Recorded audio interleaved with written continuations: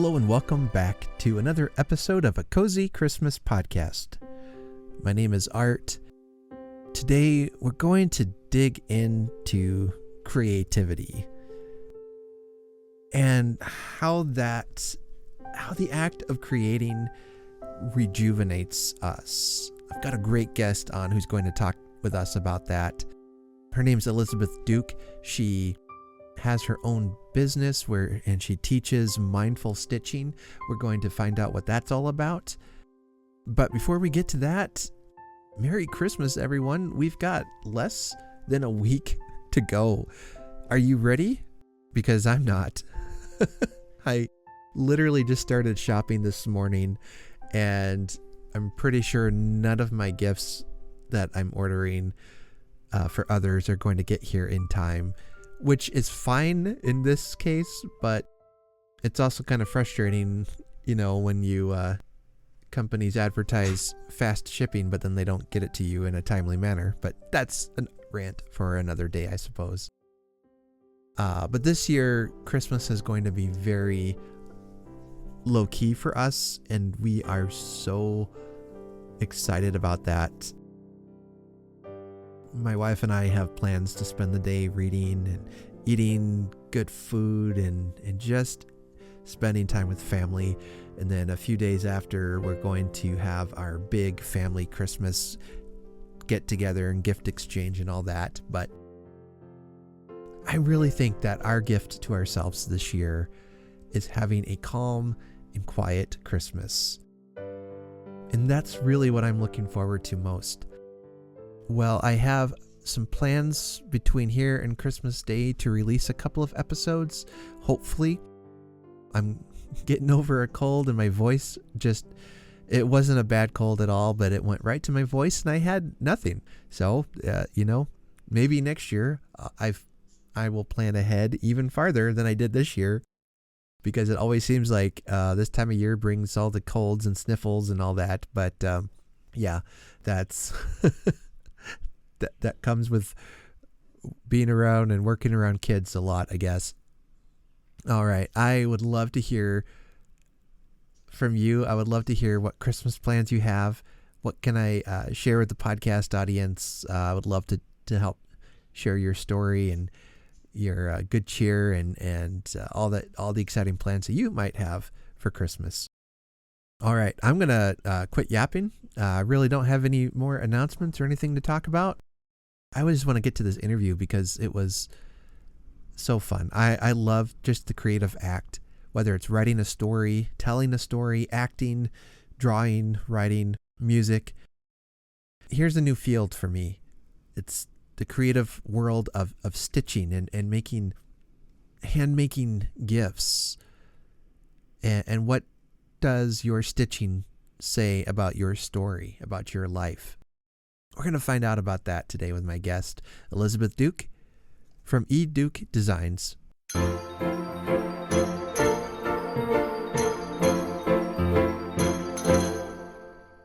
My guest today is Elizabeth Duke. She runs Elizabeth Duke Designs, among other things she's involved with, and she's my guest today. We're going to find out about her creative process, her creative life, what she does. And we'll also be sure to talk about Christmas because that's what we're all about here. But I love talking to those people involved in just creating and doing good through their works. So, Elizabeth, welcome to the Cozy Christmas podcast.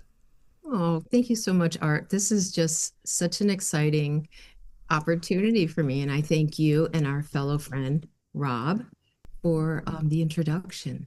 Absolutely. Yeah, I do need to give a shout out to Robert Peterpaul. He's been a guest on twice, I think, on my show, and he runs the Art of Kindness podcast, which is one of my favorites. I love that he's bringing such positivity and kindness to the world of acting, and yeah, I think it's great what he's doing there, and I'm glad he hooked us up.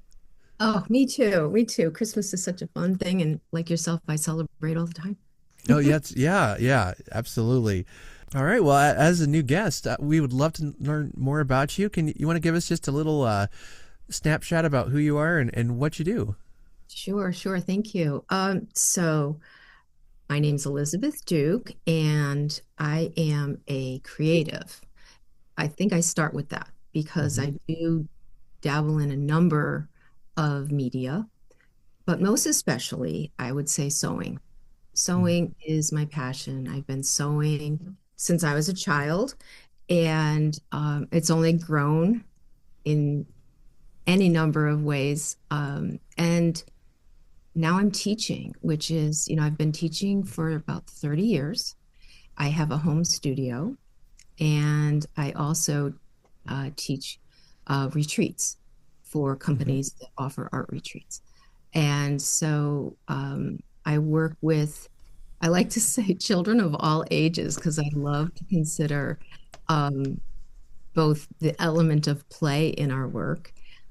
Play is so important, Mm. and to approach things with a beginner's mind. So, working with all ages and all skill levels. Not everyone is accomplished in these things, and my goal, if I use that word, which I do very, very loosely, is to give everyone some good skills, basic skills of hand. I also teach machine sewing. Mm-hmm. And once they get rolling with that and get their confidence growing, they can create their own practice of creating, making, and if it's sewing, I'm here for that. Yeah. An art retreat. That sounds amazing. What goes on in that? Oh my gosh. Yeah. So, uh, how do I begin here? So, I guess my stories always begin as a student and Mm-hmm. then teacher and then both.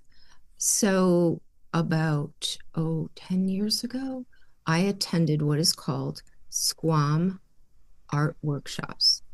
Um, it Mm-hmm. is a retreat held now once a year up in New Hampshire at Squam Lake. And if Mm-hmm. you ever heard of Lake, that's where they filmed On Golden Pond, Okay. the movie with Henry Fonda Found it. and Yeah. Yeah. yeah, and Katharine Hepburn. And it is probably one of the most beautiful natural spaces, the lake. And we use a gorgeous campground. And when I say campground, think very special. It is RDC, Rocky Wall Deep Haven, is the camp setting. Mm-hmm. And it is open summers only. And Squam is there usually the first or second week of September. Mm-hmm. So I went there for years as a student. That's when they used to have two of them a year, one in June and one in September. And I did not know a soul. And there are gorgeous pine cabins, and you don't know who your roommate's going to be.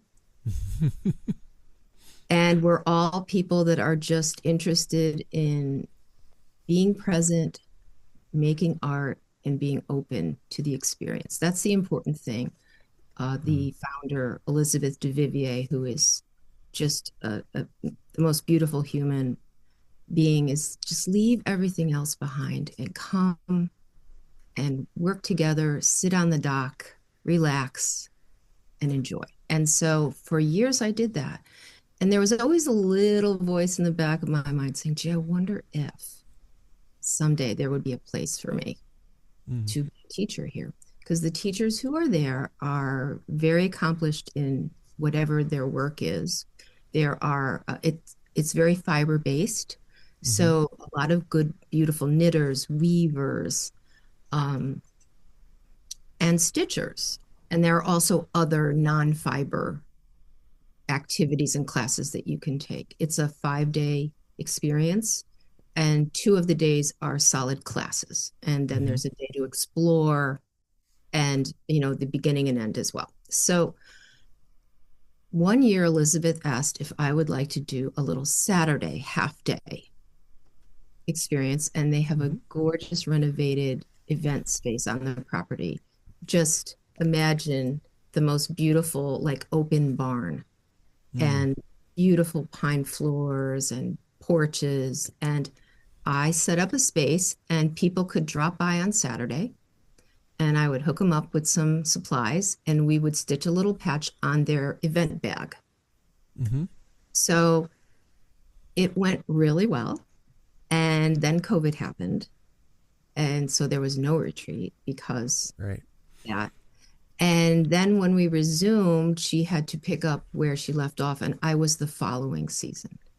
And so I have taught for 5 years there. Mm-hmm. Usually you get one or two.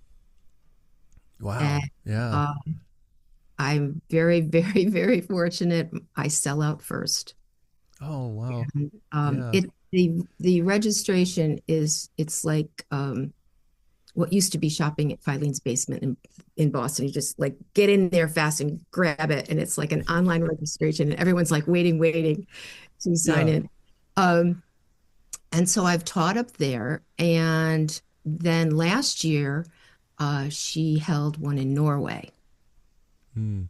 and it was at a beautiful meditation yoga retreat center, like a couple hours north of Oslo in Okay. Healing. And that was it was really a Sound of Music moment. It just that beautiful, really and Right. truly, you're seeing everyone doing the pictures in the fields of wildflowers with the arms Yeah. like the fields are alive. It was absolutely 100% when it stopped raining because it did rain. Yeah. Uh, yeah, the weather was the week before in June that we arrived, it was snowing. So the Okay. mountains had snow. Oh, lovely. Then I love it it. rained, and when it rains over there, it really rains. Mm. Um, so much so that we weren't able to do a couple little excursions. And then the sun came out, and we took a beautiful hike. There's actually a beach in the mountain on Mm. a river. Okay. It's just that Wow. kind of experience. And I think it's I being in nature art that Yeah. does that for people. Mm-hmm. Um, because it's a very intimate art experience, both when we're up at the lake in New Hampshire and Norway. And I taught this past spring in a beautiful setting in Pennsylvania. The connection with creating and making in nature Mm. is something that is just very moving and inspirational. I Mm-hmm. think I'm probably going far off your question at Oh, this that's all point. right. I'm just captivated here. This We're is just captivated. beautiful. You're Beautiful. very um, so, the work that I have been doing for the last 5 years, I would have to call mindful stitching. Mm-hmm. And the way to get into and experience joy and benefit from that type of work is when your mind and your body are settled and calm. Mm-hmm. And, I do a little meditation work before we start creating. And being in nature is one of those ways to soothe the spirit and reduce the noise. And Right. once that's kind of out of the way, so many of the things that block creatives Mm-hmm. settle. I mean, there's Mm-hmm. still those other things that creep up on all of us. But I think that when the mind and body are calm and we're a little more open than we were the few minutes before we walked through the door and sat at the table, I think we're more receptive and Yeah. curious. And curiosity is, as you know, curiosity is what makes us better students, better educators, better Mm-hmm. makers. So Mm-hmm. the retreat experience to me is it's like so next level. And I will be teaching. There's one in the spring of 26. We're going to be up in Vermont at a beautiful space up there, and that's already sold out. So I'm just thrilled to do that one. And Mm-hmm. I'm looking forward to exploring other things with that as well. It's a Mm. great way. There is something about just being outside, whether it's the sun, the effects that has on you and all that. This month, or yeah, really this month, I've been really struggling with the whole, what is it, seasonal affective disorder kind of thing. It's, Early death nights. yeah, yeah. So, there's a few times I'll just sit out on the porch and read a book, just to be sitting in the sunshine, and that's been helping for sure. But yeah, I noticed when I was younger, I was a teenager. I lived in Washington State, Mm. so we had a lot of beautiful areas nearby, and I always found when I would like go to the beach or go for a walk in the woods of Washington, I would come home just energized, ready to create something. Whether it was I'm just going to write myself a story or draw a picture, paint or whatever. It was something about that just got the creative juices primed and ready. Yeah. And Yeah. there's scientific proof to that. It's Oh, I'm remarkable. sure. Yeah. There's been so many studies on flow. Mm-hmm. And how do you get into a state of creative flow? And not to be, I'm certainly not a scientist, but based on what I have read and learned, um, when the body is calm and contented and you're able to focus on the thing that you're wanting to do creatively, you can enter a state of creative flow so much more easily. And I think nature helps us bring that together, Yeah. whatever it is. I find when I'm up at the lake or when I was in Norway or Pennsylvania, and everyone reacts so differently, like with the sun, or Mm-hmm. perhaps it's sound, Mm-hmm. or it's tactile. You're touching a tree or your Mm-hmm. hands are and your feet are grounded. Mm-hmm. And I think that's so much a part of where our true feelings and experiences that lead to stories come from. There's something Yeah. that stirs in us with nature. Yeah. Always seems to people. All of a sudden, you see people's eyes shifting, and they're like, "Oh, I remember the time." Mm. And basically, the type of stitching that we do that's mindful is storytelling through Mm. stitch. Okay. And being in nature is such an inspiration. And when I say storytelling through stitch, it's not your typical embroidery as far as needing to look like a specific thing. Sure. It may present as something that um, looks like a house or a creature or something. It could present that way, but it also could just be threading a needle and running it through fabric. And the stitches that you're making in that moment represent the story that's inside. Yeah. Yeah. I was looking on your website and just seeing some of the examples you have there for the pictures and stuff, and that's very much the vibe I'm getting. Is that Mhm. it's almost like I'm gonna stitch my emotions today. Whatever I'm feeling here, I'm just gonna. Absolutely. That Yeah. that's it. And um, it's sometimes hard to convey that Mm. explanation. And I think one of the best ways to explain it is it's process oriented and not product oriented. Mm-hmm. So we may be making something today, or you're maybe starting something today. So, for example, we're going to take a strip of fabric and we're going to start stitching on it. You're probably Mm-hmm. not going to finish it today. Mm-hmm. That's okay. And that's probably just as well because there's more to come. There's Mm-hmm. always more to the story. And but what you do start to do is the process of it. You start thinking about, so in this thought that I'm having, and it could be just of the present moment, it could be a moment from your past, some experience you had in the past. It could be Mm-hmm. something you're dreaming of down the Mm-hmm. road, but there might be a color that's coming to mind because people say, how do I start that? Well, part of the process is we meditate, we journal, and we might have a moment where it's like, oh, I'm thinking blue, sky blue, or ocean, or water, or green forestry, or beautiful floral, pinks and yellows. All of those little notes that you make Mm. begin the process of the making of the thing you're going to embark on. So we start with maybe there's colors, maybe there's a direction. You're thinking mountains, so maybe there's a vertical aspect to the work. or maybe there's a horizontal line of the water, Mm-hmm. or a house has certain angular shapes. So you start thinking, okay, there's some colors, there's some directions, and then we talk about stitches. What kind of stitches can bring this vision, this experience forward? And I tend to gravitate towards more elemental stitches. I'm I Mm-hmm. tend not to be the person that would look up like what would be a clever new thing. Mm. Let's put a bunch of things that I have to read too many diagrams. That's generally not what I do. I Mm-hmm. have a basic set of stitches that I love.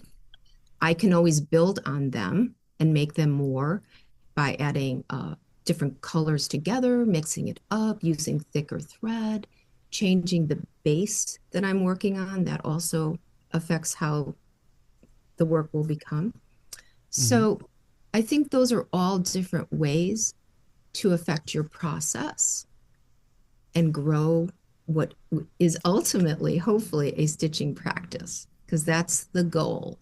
Yeah.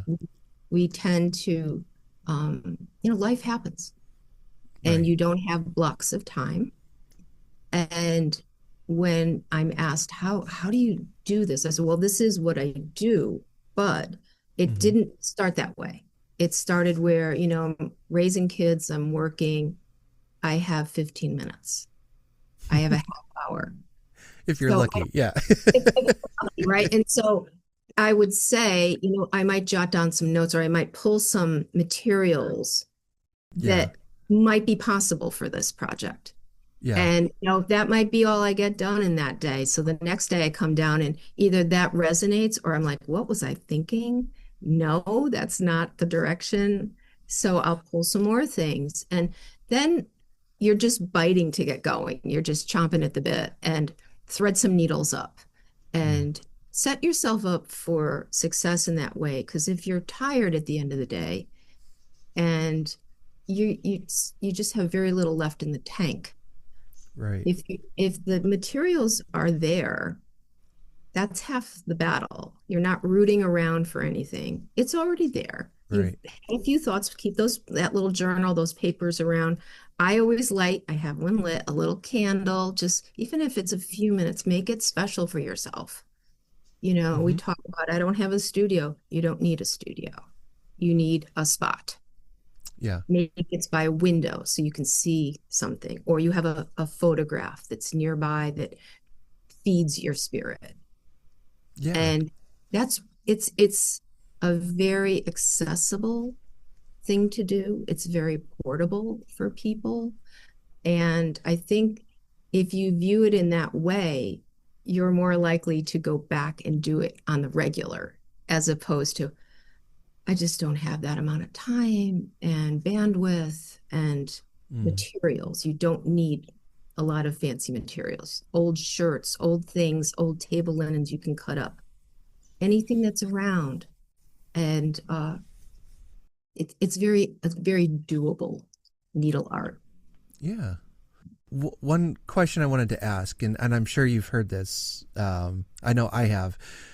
It's the idea of somebody saying, well, I can't do that. I'm not that creative, or yours looks better than mine. How do you answer Oh, I that kind know. of negativity? And I think art, that is like such an across the board thing. Sure.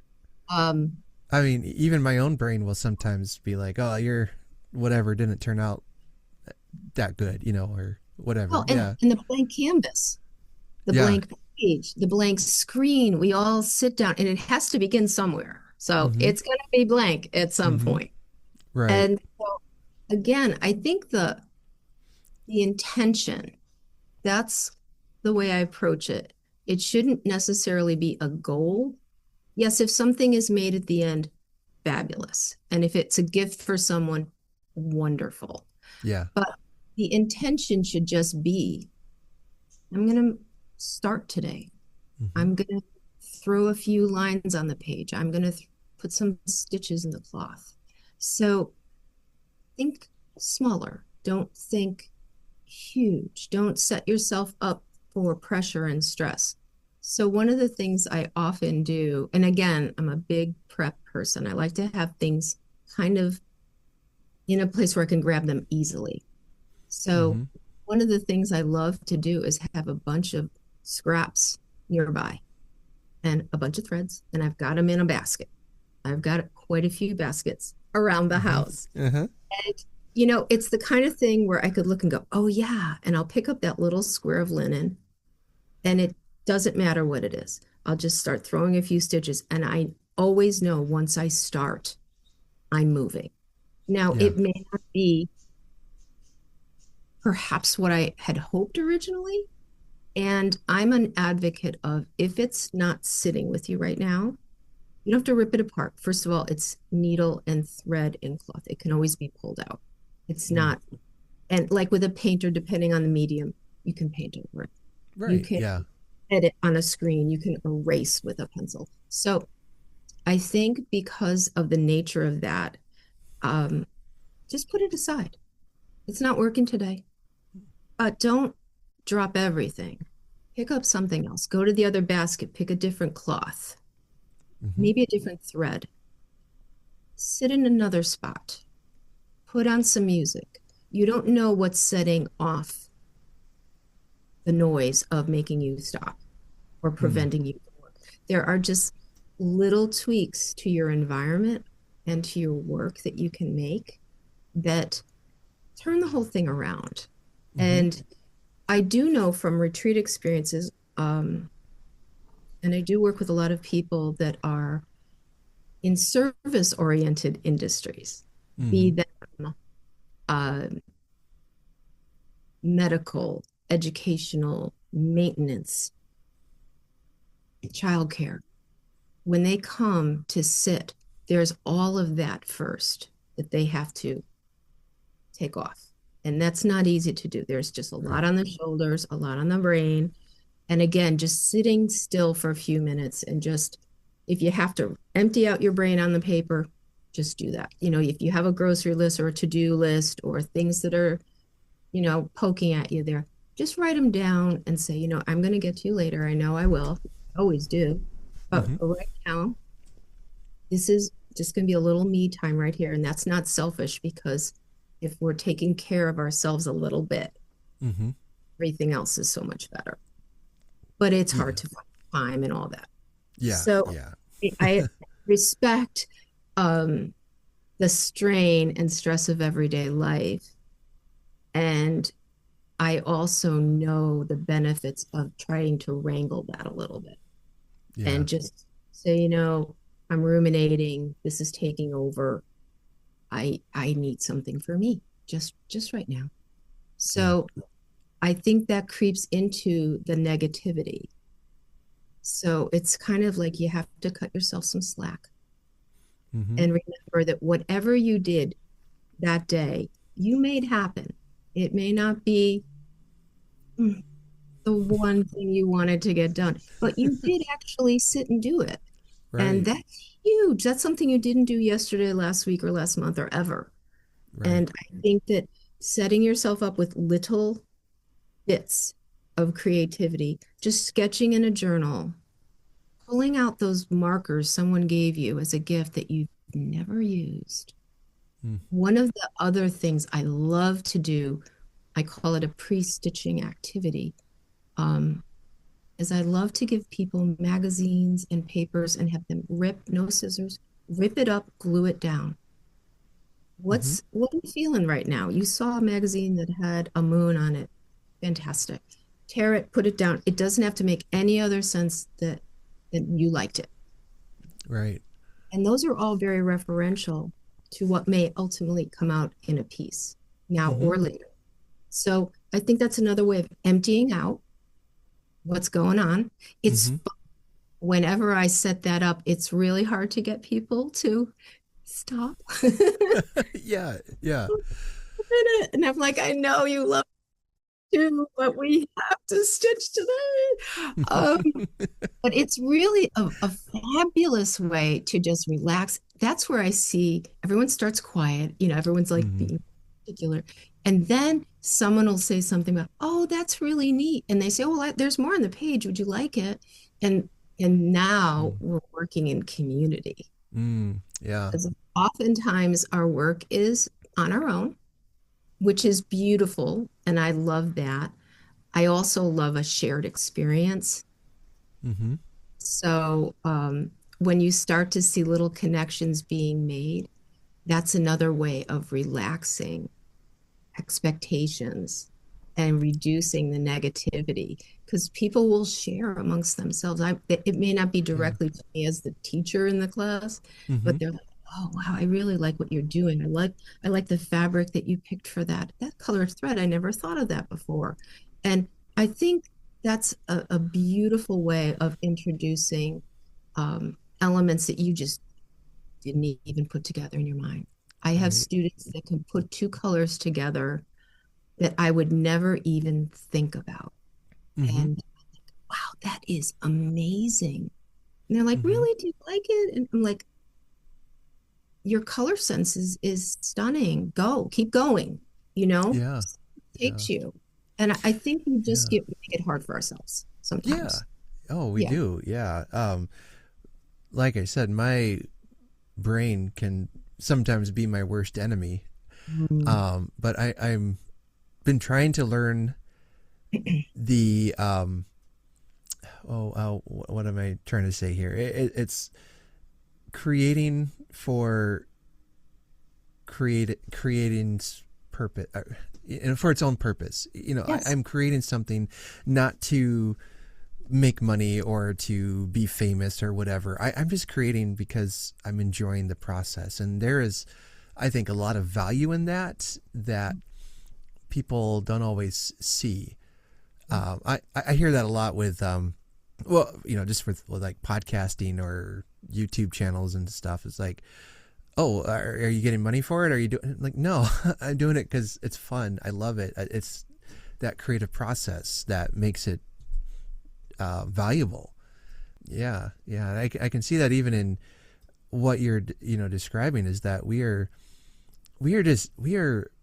people that I think at our heart we are creative, or we ought to be, and when we can get back into that state of mind that I'm creating something just for the sheer joy of it.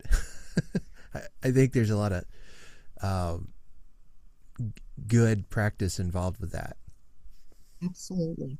Absolutely. Yeah. And in everything that we touch, I just don't think we prioritize it. We just Mm-hmm. because of everything else that we have going on, I don't think we give it the time and the opportunity. Mm-hmm. We just got our hands full sometimes.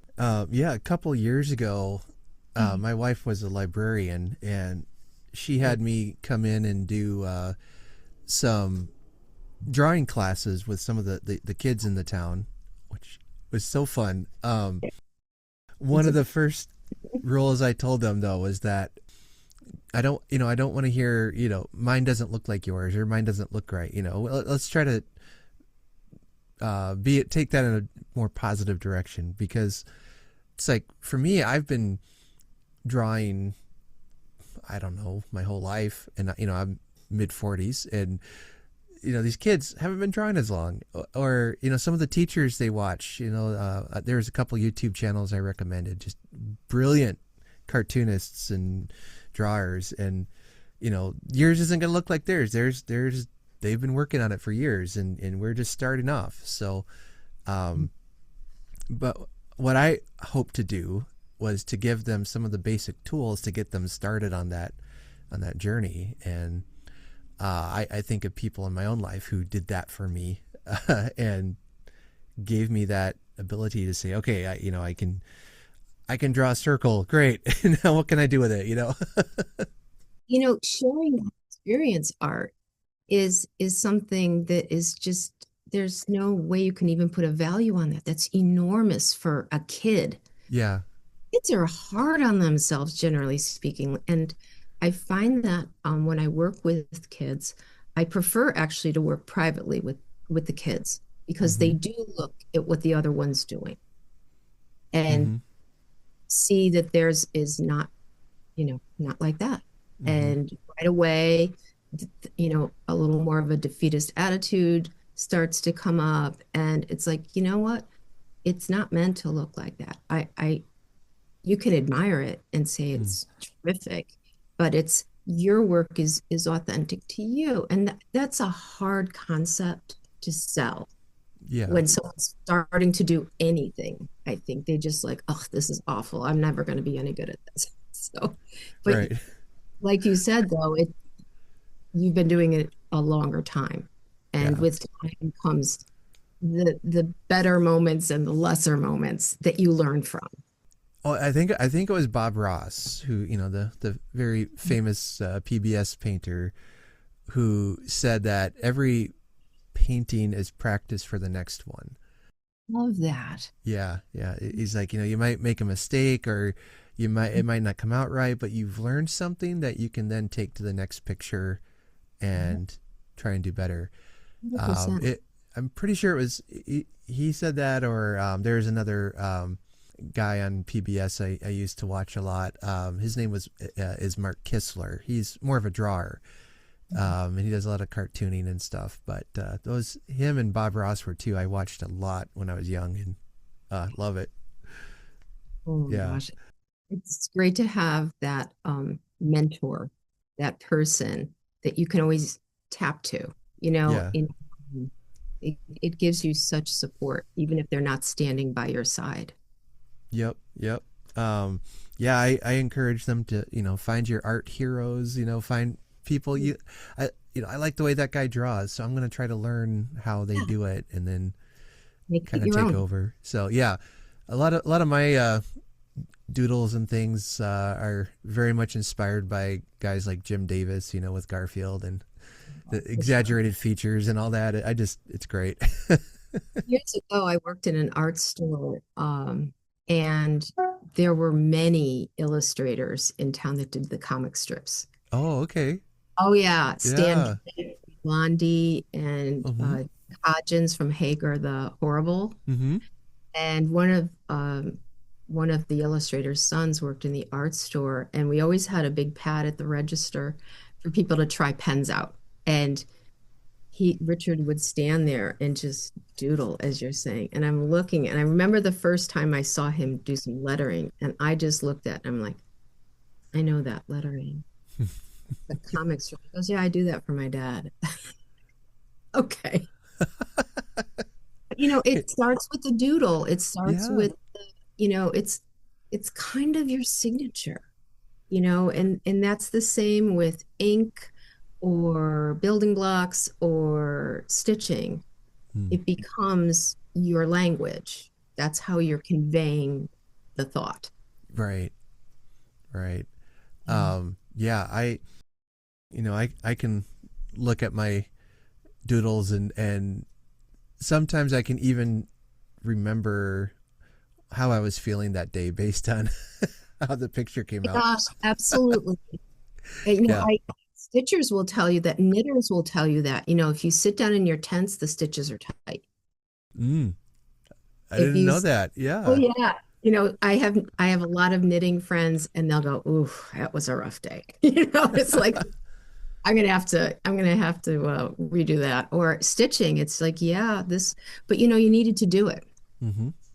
And for better or worse, that's telling part of the story. It's like, ooh, that was a period where things were the way they were, Yeah. and you got it out. Right. Right. Yep.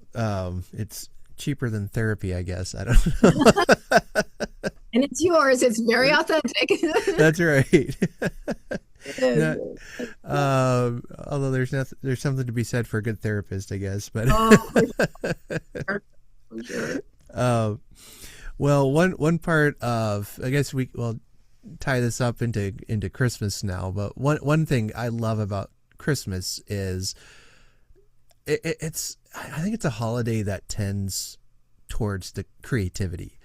I think of gifts I've been given over the years, and the most precious ones are the ones that are handmade, whether it's from a child or a skilled artist.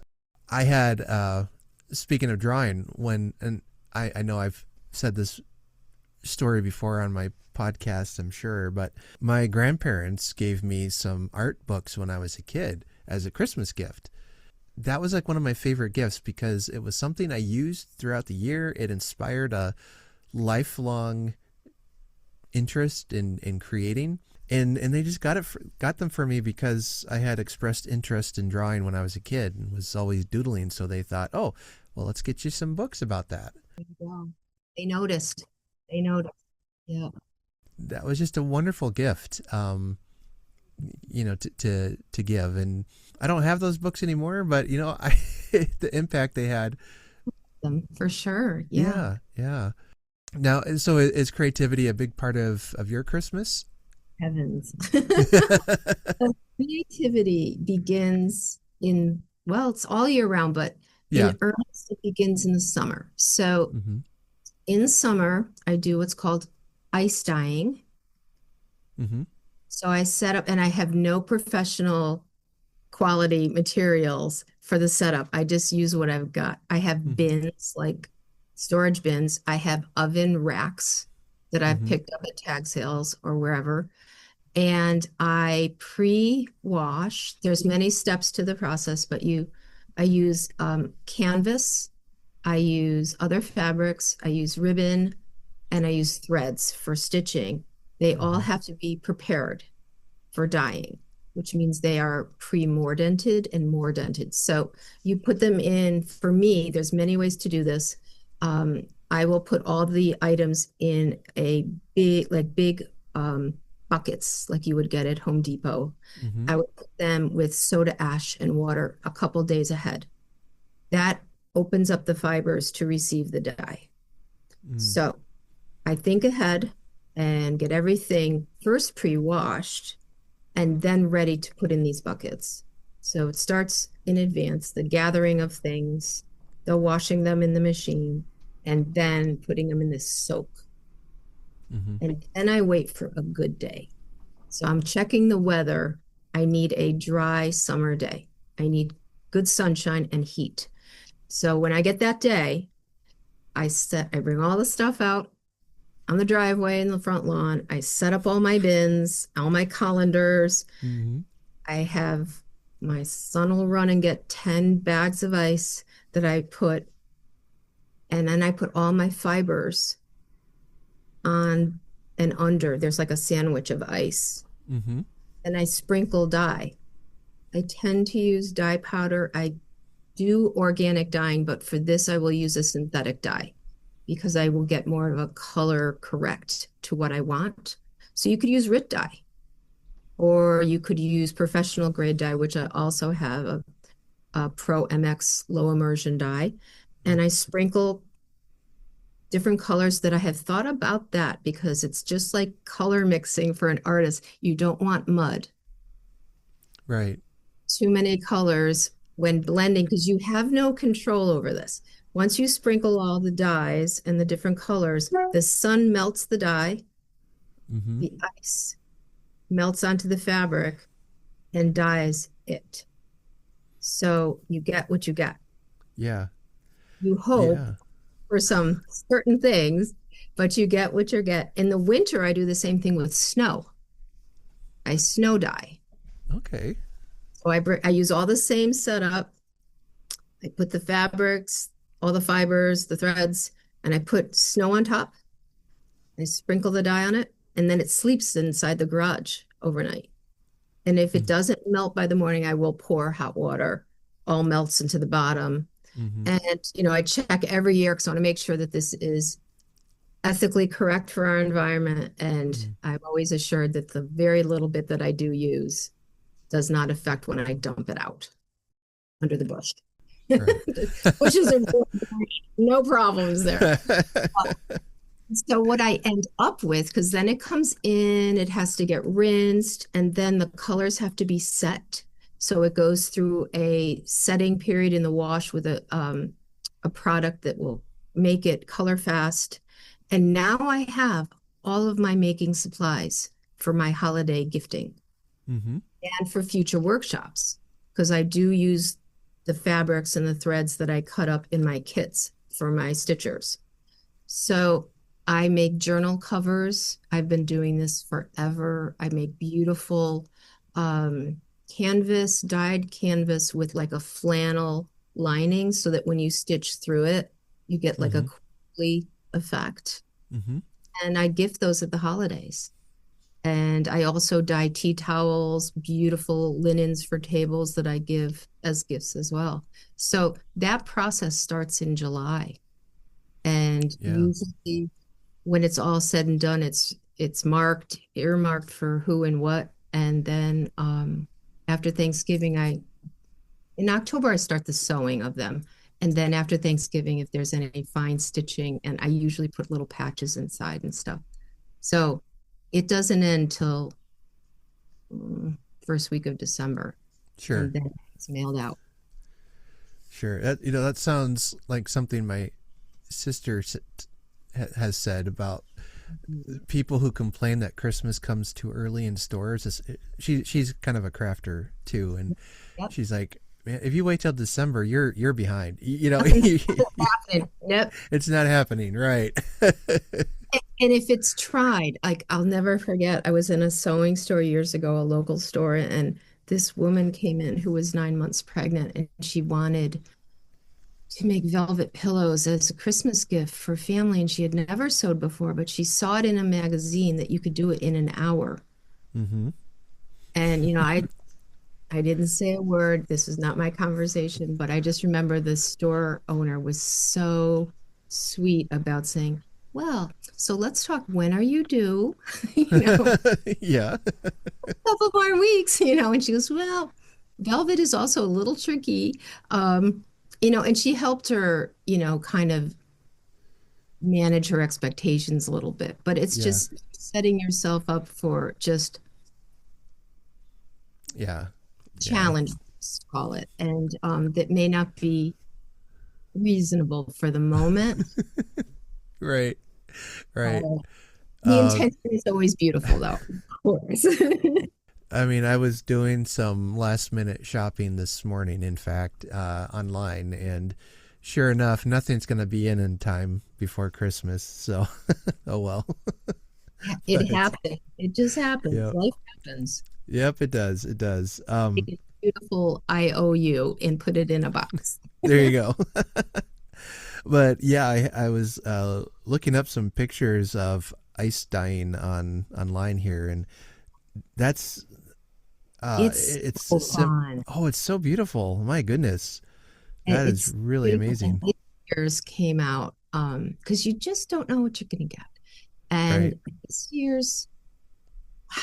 I mean, and I was trying to remember, did I do anything in particular? And it's all the same stuff. It's just the colors that day, or, was it a humid day? And that day was actually one of the best dye days I had ever had because they're often in the summer, you'll get a storm in the afternoon. Mm-hmm.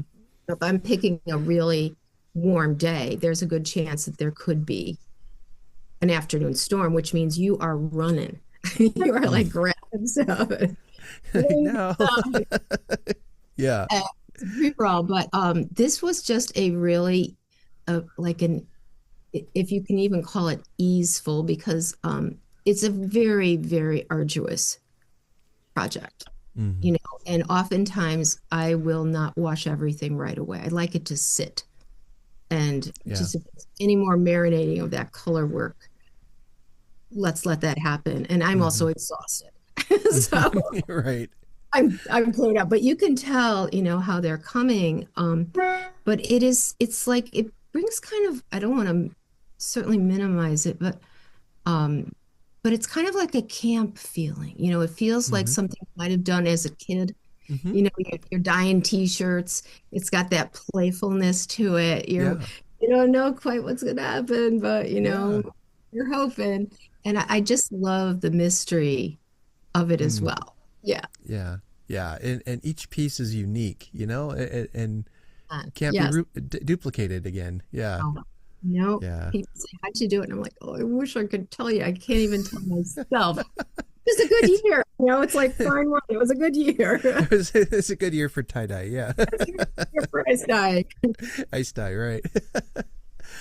Well, here before we get to the point where we wrap up, what Christmas traditions are you looking forward to this year, and what have been some meaningful Christmas memories you've had?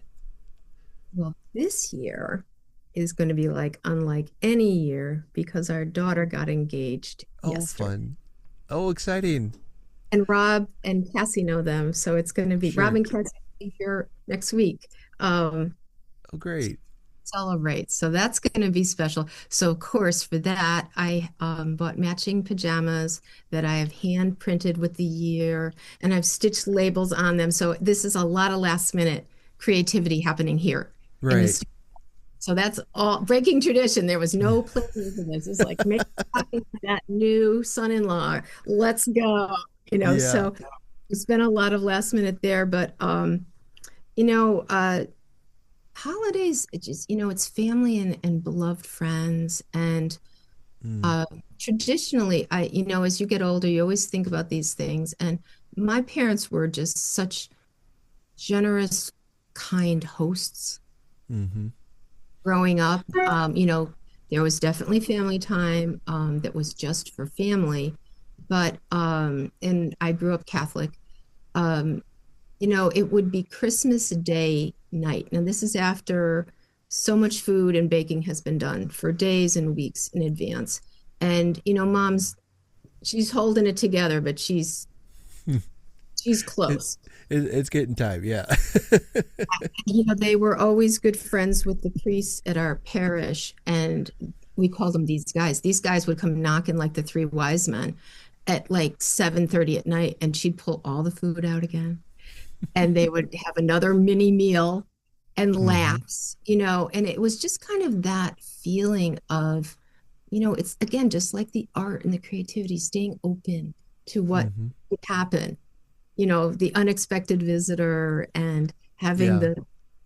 the extra cookies and stuff there to set out another snack Mm. for someone coming in. So I think the hospitality end of it is something I love so much. So Mm-hmm. having having folks stop by and enjoy a snack and a laugh and a story, Mm-hmm. is always a Yeah. big tradition in Yeah. our growing up and to this day. Yeah. Absolutely. That sounds a lot like my stepmom. She's Italian, and Here we are. um, oh yeah, and so my dad and his family, they're Norwegian. We're Norwegian, but um, she would, and this kind of became a family joke whenever we'd come to visit. She'd be like pulling food out of the fridge, and we got to fatten you up like a good Italian boy. Like, okay, yes, ma'am. I'll have another. Yep, yep. Yeah, um, yeah. Food is definitely my love language. So, Sure. I mean, yeah. just that. Well, I had an aunt, the Aunt Angie, and she worked in a factory as a timekeeper. So she had long days, Mm, and they did not have children. They lived above my grandma. And she'd come home to the smallest kitchen ever. mm-hmm, And her space was a little table. And mm-hmm, she would make the most magnificent platter of cookies every year. mm, Just artful. I wish I had a picture. mm. It was just, I have a picture in my mind of it. And, she was just so proud of that. And, whenever we always made sure we'd stop by in advance to sample the goods Oh yeah, because it was always, stash. And, that's just food, yeah, and love that goes into that making, the yeah, time, the thinking, oh, these are the cookies this year. yeah, yeah. My grandma, my dad's mom, would make fudge every Christmas year or season, and would Yeah. send it out. Um, Yeah. and since she passed away, nobody's done that. We've some have tried. They even followed her recipe, but it doesn't. It just didn't come out right. And not to insult my family or anything, but they would even admit it. Like, God, it just doesn't taste like hers. What did she put in it? puts her love in it, and maybe an Yeah. ingredient she's not sharing because Mm, I've got. yeah, that could be it. That's my grandma for sure. I'm looking forward to my son just got married this year, so we're kind of right in that season with you. So we're gonna have him and his new wife over for Christmas. It'll be actually a couple days after Christmas. So what I'm looking forward to is Christmas Day itself is going to be a fairly quiet one. Okay. You Yep. know, it'll be my wife and I, my daughter. She's still in high school, but we're gonna maybe have a couple gifts we'll give each other. Sure. Probably a book or something that we can Oh, read on perfect. Christmas Oh, Day, and yep. then yep, Yep. and then yeah, we'll have our big celebration a couple days later. But Ah, yeah, oh, I'm looking forward to that. that's like no stress as far as like Right. holidays, yeah. Yeah. So you know, not everyone is able to do that. I know. I mean, we certainly haven't been able to do that in years past, but it just happened to work out, and I'm looking forward just to spending time at home with my family. As cliche as it sounds, I'm really looking forward to that. It's the best. Yeah, It's yeah, and eating my weight in cookies. Let's go. I mean, if there's ever a time to do it, Yeah, this is the time. yeah. Iowa winters. They usually hit about January, so I gotta build up that winter fat. You get the plains winds and all that, or Yeah. tons of snow and yeah. Yeah. Yep.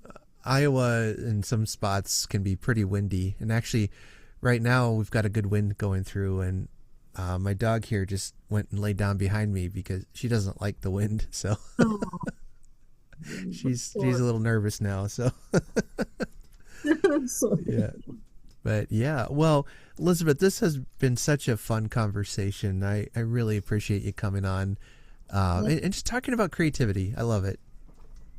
Absolutely. I think everyone can benefit in some Mm. little way from it. And I'm hopefully, Art, my lips to God's ears, I'm putting finishing touches on my book proposal.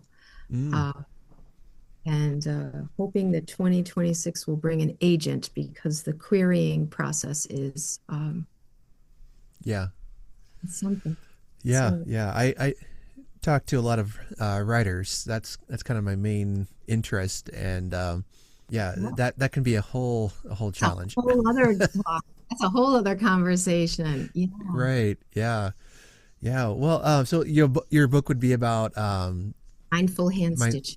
mindful Yeah. hand stitching. Yeah, I want it to be like we were just saying, I want it to be like a little companion sure. and someone, something you can dip into when you're looking for inspiration and support and a cheer, Mm-hmm. someone to cheerlead you on through that. Mm-hmm. So yeah, I wrote it, and I thought that was the hardest part. It's guess not. guess again. Yeah. Wait till you get it It's from an not. editor. Like, no, no. So the manuscript, and I started querying last spring, and a nonfiction book requires a marketing plan, Mm, an extensive marketing plan. right. And I didn't have the expertise of that. And one of my students, actually, at one of my stitching retreats, is in marketing, but for another area for healthcare. And she goes, but I know someone that might be your person to help you with that book proposal Mm-hmm. because marketing end is what it is. So it's numbers. Mm-hmm. How can this book be sold and to whom? Right.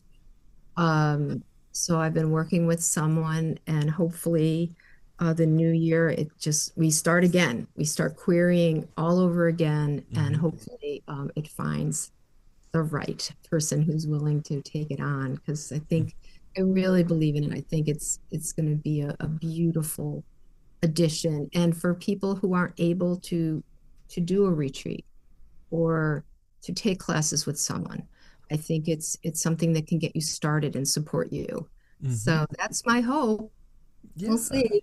Yeah. Oh, how exciting. Well, if you get it, ever get it published, give me a shout out here. I'll be You happy bet. to find some way to promote it for you or try to help anyway. Thank you. Yeah, yeah, you bet. Well, this has been great again. I think we could just talk all day about this, but I've got some more Christmas shopping to do. You do. I have Yeah, some wrapping. that's right. Yeah. But again, Elizabeth, what's your website? Yes, I'll put it in the notes if you like. Mm-hmm, I have edukedesigns.com, mm-hmm. and you can follow me on Instagram at sewist, SEWIST 44. Okay. And if you go to either one of those, I've just put up, I'm going to start a newsletter in the new year. There'll be a quarterly newsletter of ideas and inspiration to get you going. Yeah, wonderful. I'll be sure to put that all in the show notes so folks can check that out if they want to learn more. And Elizabeth, I hope you and your family have a Merry Christmas.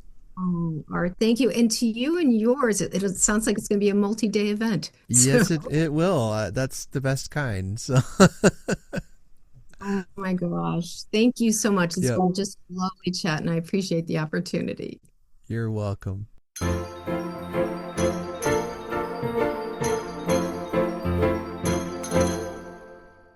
Well, thanks again, Elizabeth, for coming on the podcast, and a special shout out to Robert Peter Paul on the Art of Kindness podcast.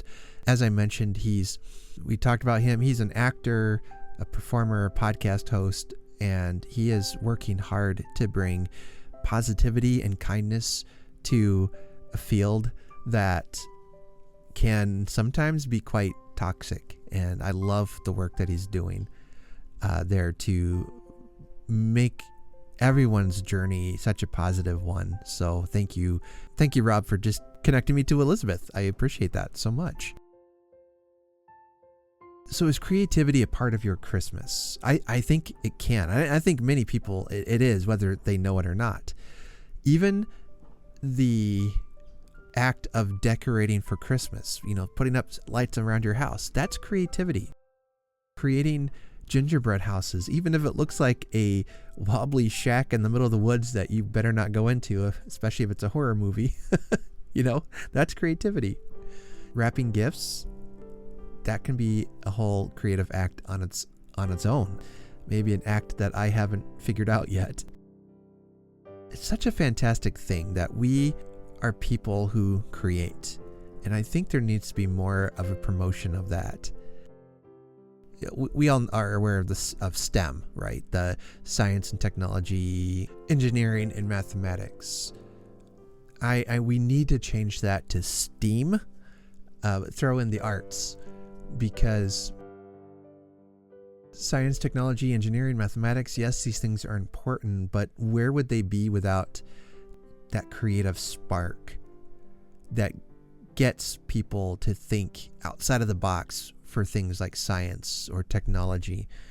My son's a music teacher. We've been involved with the community theater for years, different things. We love performing. We love making music and noise and singing and all that. It's such a part of our life, I know, but I think we do such a disservice to our children when we cut funding to the arts. They are vitally important. And I love how creativity in the arts even speaks to issues that we have occur in our world today. It can help give a voice to the voiceless. It's such a positive outlet. It just brings me joy. Even if I create something that nobody else will see, it's just for me. I think we are made to be people who create. Some of my favorite Christmas memories and traditions and decorations involve the handmade gift or a handmade ornament. Anyway, I've got so many places I could take that. The things I enjoy about Christmas the most are things that people created. Music, movies, books, Christmas decorations. These are acts of creativity that help us tell the story of Christmas, but also help tell the story of our own lives. So, what is your story? I'd love to hear. Write in if you had a Christmas story or memory or tradition you want to share. It's still not quite too late to get those in. But as you know, I celebrate Christmas year round and always look to the joy and hope that Christmas brings to us. If you'd like to reach out, you can find me at cozychristmaspodcast@gmail.com. And thank you all for your support and encouragement to the show this year. Thank you for helping me create this wonderful Christmas community. So anyway, I'll be back in just a couple days as we head into Christmas week. And until then, I hope that you have a very Merry Christmas. Take care.